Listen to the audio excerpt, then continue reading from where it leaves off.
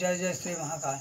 बोल बम बोल बम। महाकाल बस मेरा है, शमशानों में डेरा है, मुर्दों को गले लगाता है, दिल उसका कितना गहरा है। अलख निरंजन आप भैया, ना कोई माए ना कोई बाप, यह दुनिया किसी की जागीर नहीं, सोच साथ क्या जाएगा, अन्न जल वस्त्र का दान कर, यही सनातन धर्म का मूल मंत्र है। जय जय श्री महाकाल, जय जय श्री महाकाल। बोल बम बोल बम। आज मैं सभी हिंदुस्तान की माता बहनों, हिंदुस्तान के नौजवानों से, सभी सनातनी धर्मों से यह आह्वान करना चाहता हूँ कि यह नसबंदी कराना बंद कर दो।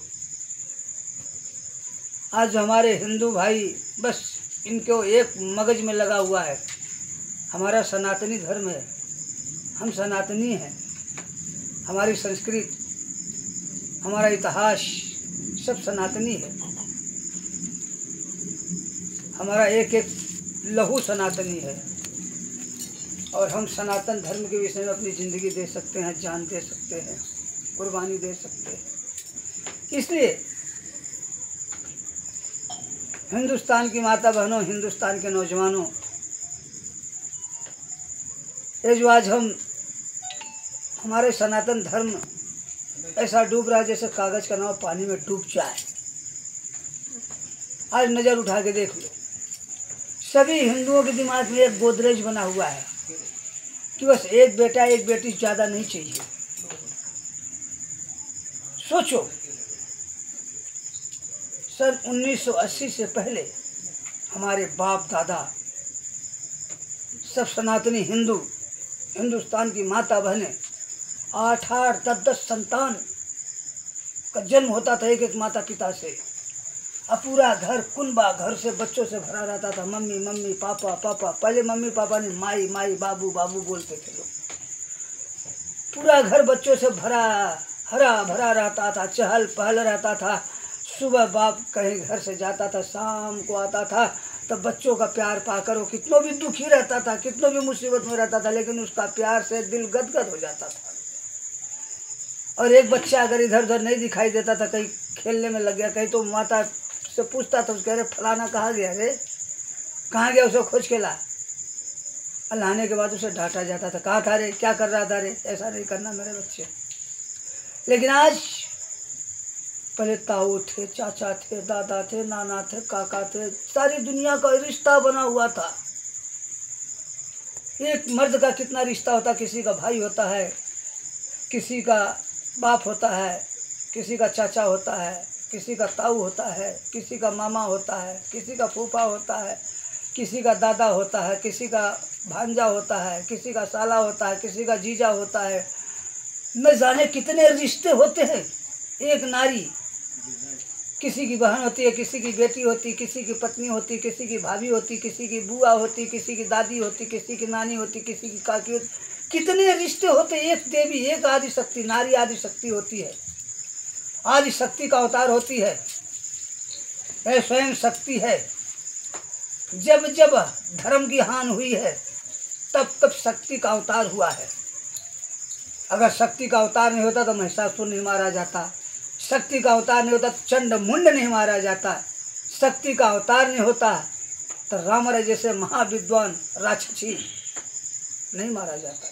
इसलिए शक्ति हमेशा प्रकट है, लेकिन आज शक्ति ही शक्तिहीन हो जाए, मन से हीन होने लगे, आने वाले मानव की हत्या करने लगे, तो अपने सनातन धर्म, अपनी संस्कृति की अगर हत्या कर दे तो उसे क्या कहोगे? पापी, हत्यारा। आज मैं एक हत्यारा के रूप में सामने हूँ।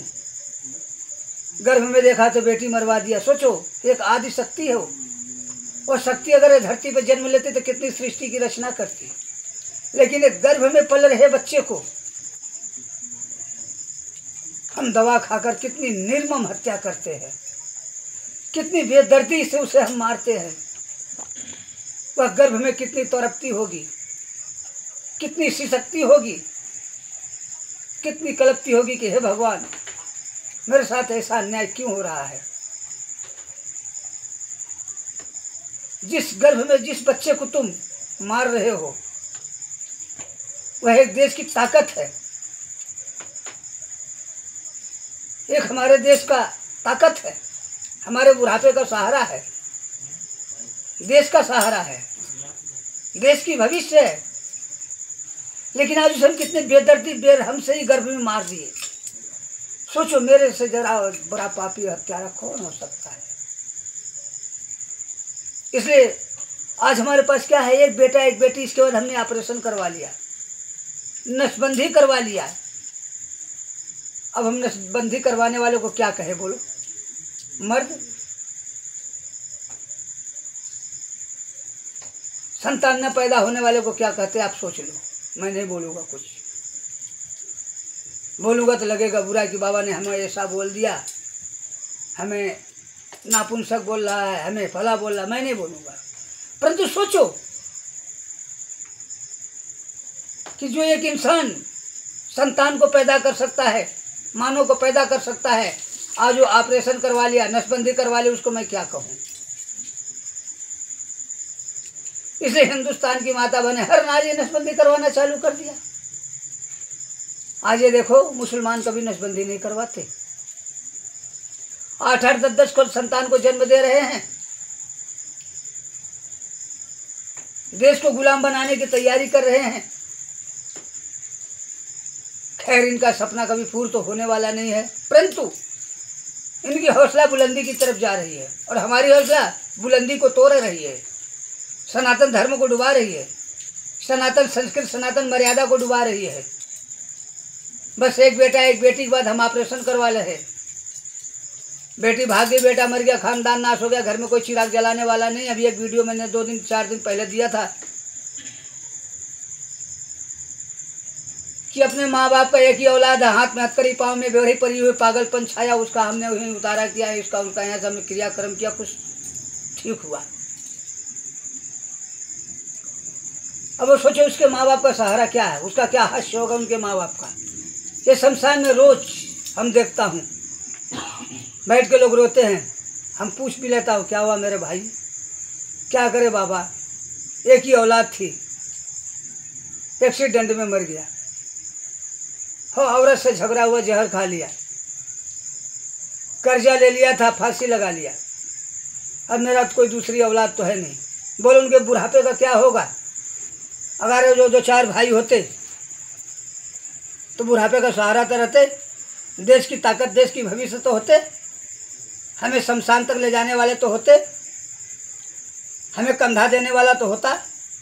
आज एक बेटी एक बेटा है, बेटी शादी करके चली गई, बेटा बाहर चला गया कमाने के लिए, हम बीमार पड़ गए, कोई दवा दे लाने वाला भी नहीं है, बिस्तर खराब हो गया, कोई उठाने वाला भी नहीं है। अब दया करे अगर पड़ोसी आ जाए दवा ला दे तो ठीक है, कोई आगे दया करके मेहरबान होकर जिसे दया की भीख मांगू और मेरा बिस्तर सही कर दे तो ठीक है, नहीं तो कोई ने दवा ला के देने वाला है, ना कोई बिस्तर हमारा साफ करने वाला है। हमारा तो खानदान नाश हो गया ना भाई, हमने तो नसबंदी करवा लिया, ऑपरेशन करवा लिया, आने वाले मानव की हत्या कर दिया, देश के विकास, देश की संस्कृति का हत्या कर दिया, सनातन धर्म की हत्या कर दिया। इसलिए हिंदुस्तान की माता बहनों, हिंदुस्तान के नौजवानों, विभक्त है समय, जागो, सनातन धर्म की रक्षा करो, नसबंदी कराना बंद कर दो।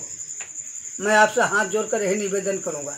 नहीं, आज 50 साल मैं भविष्यवाणी पहले कर दूँ कि आज के आने वाले 50 साल में सब कुछ मेरे हाथ से निकल जाएगा, फिर से हम गुलाम हो जाएंगे। जैसे हमारे देश में औरंगजेब, बाबर, हुमायूं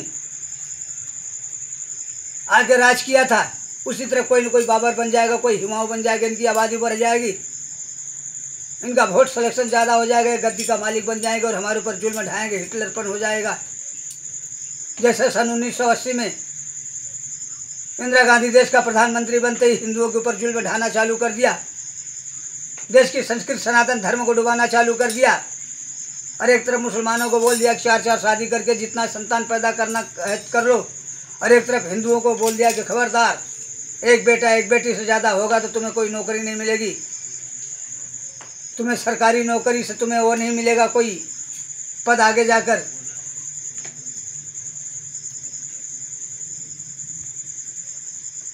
इसलिए मेरे दोस्तों, मेरी माताओं, मेरी बहनों, अगर आज मेरी माँ नसबंदी करवा लेती तो मैं पैदा होता नहीं होता, मैं साधु बनता नहीं बनता। कहा गया कि जिसके खानदान में एक भी बालक अगर साधु बन जाता तो पूरा खानदान को तार देता है। जैसे भागीरथ नहीं होते तो क्या गंगा जी आती? राजा सगर के 60,000 पुत्र थे जिन्होंने एक रात में 7 समुद्र बना दिया। आज हम 12 भाई बहन थे, धीरे धीरे सब समाप्त हो गए, लेकिन अभी मैं हूँ, मेरा भाई है 1-2। 4 महीना पहले मेरी माँ समाप्त हो गई, लेकिन अगर मेरी माँ नसबंदी करवा देती तो मैं पैदा होता नहीं होता। इसलिए सभी हिंदुस्तान की माता बहनों से, हिंदुस्तान के हर नौजवानों से मैं हाथ जोड़कर निवेदन करता हूँ कि अगर मैं कुछ ज़्यादा बोल दिया हो तो क्षमा करना, लेकिन फिर भी मैं आपसे यही हाथ जोड़कर निवेदन करता रहूँगा कि आप सनातनी हैं, संस्कृत को जानते हैं, सनातन धर्म को मानते हैं, तो तुम्हें भगवान महाकाल की कसम, महामृत्युंजय की कसम, तुम्हें मातृभूमि की कसम, तुम्हारे माता पिता की कसम है कि तुम्हें नसबंदी कराना बंद कर दो। नहीं, बहुत पछताओगे कि बाबा अमरनाथ क्या बोल के गए थे, आज मेरे साथ क्या हो रहा है। जय जय श्री महाकाल, जय जय श्री महाकाल। जाग जाओ रे हिंदुस्तान की माता बनो, हिंदुस्तान के नौजवानों, सनातन धर्म की रक्षा करो, नसबंदी कराना बंद करो। जय जय श्री महाकाल, जय जय श्री महाकाल। सत्य सनातन महाकाल। जाग जाओ रे हिंदुस्तान की माता बनो, हिंदुस्तान के नौजवानों, सनातन धर्म की रक्षा करो, नसबंदी कराना बंद करो। सत्य सनातन महाकाल। जाग जाओ रे हिंदुस्तान की माता बनो, हिंदुस्तान के नौजवानों, सनातन धर्म की रक्षा करो, नसबंदी कराना बंद करो। जय जय श्री महाकाल, जय जय श्री महाकाल। बोल बम, बोल बम। आदेश।